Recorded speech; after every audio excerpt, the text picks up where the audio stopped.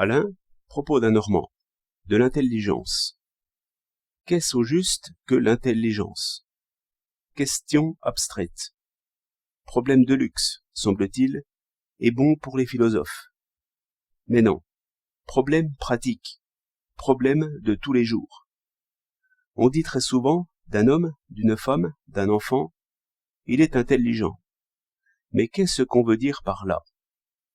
L'idée de la stupidité proprement dite est assez claire. C'est la somnolence même.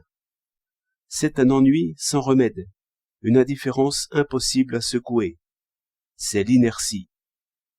C'est d'ailleurs assez rare. Chacun s'intéresse à quelque chose, à part quelques malades d'esprit. Et l'on convient que chacun est intelligent pour ce qui l'intéresse.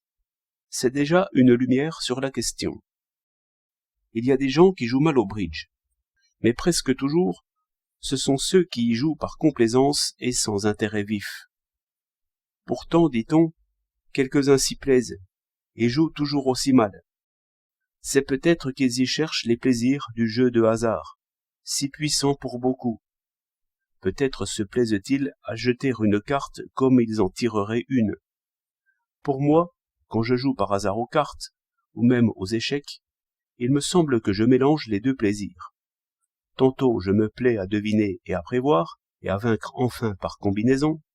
Tantôt je me livre à la fantaisie, content de déclencher toute une suite d'événements imprévisibles, par un choix un peu risqué. Ici, la condition de l'intelligence, c'est bien clairement la volonté, qui se traduit par l'attention active. L'intelligence, ce serait une espèce de courage. Mais non, dit le philosophe. C'est un mécanisme plus ou moins délicat. Une montre varie plus qu'un chronomètre. N'importe quel homme est capable de comprendre un coup d'échec et sa conséquence immédiate, s'il veut seulement y faire attention. Mais peu d'hommes sont capables de prévoir en imagination, et même sans regarder l'échiquier, 5 ou 6 suites possibles à partir d'un coup, avec les principales ramifications de chacune. Or, il y a des hommes qui font ce travail sans effort, avec une rapidité étonnante. Ils sont intelligents pour les échecs, et vous ne l'êtes point. Non, ce n'est pas cela. Que je sois lent ou vif. Si j'ai compris, j'ai compris. Je puis comprendre un coup d'échec. Donc, j'en pourrais comprendre 1000, et avec une peine décroissante. Mais à mesure que je m'habitue ainsi à comprendre un ordre de rapport, je n'y mets pas plus d'intelligence. Au contraire, ce n'est plus que mécanisme.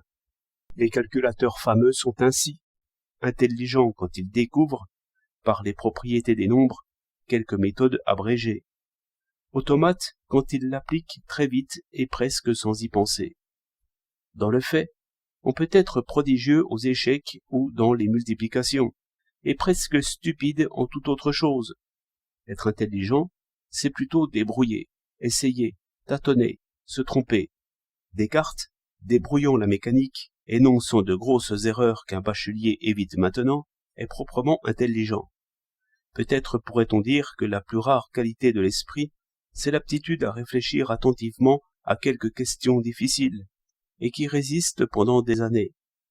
Un tel homme jetterait les cartes en disant « c'est trop facile, c'est de l'intelligence pour les sots ».